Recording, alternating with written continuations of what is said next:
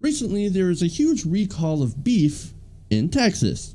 Now, according to Raw Story, all ground beef from store shelves were removed because of a recall for contamination. Oh boy. So, what is it this time? Is it E. coli? Is it Ebola?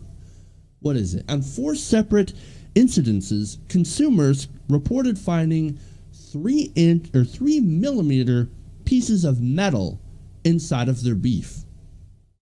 Imagine biting into that. Whew. Well, you don't actually have to imagine it, because one of the complaints is that someone bit into it and chipped a tooth. Ouch. Well, do you want to hear something laughable?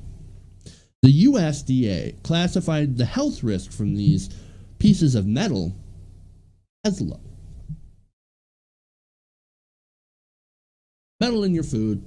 Don't worry, low health risk. Don't worry about that. We'll recall it. Texas. This is a free market, low tax, low regulation, conservative utopia. Just happens to have metal in your food.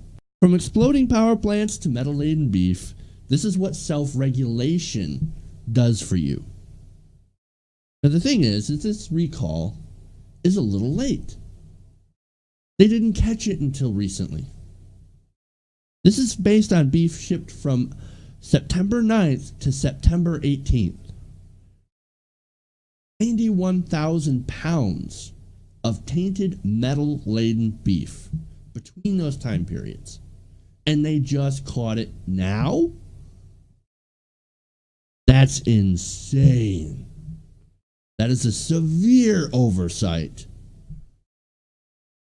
How many examples do people need to see before they realize that we need regulation? And that these so-called business-friendly regulations don't mean anything other than letting corporations get away with unsafe practices such as these. How many more times do people have to see this kind of stuff happen? How many more times?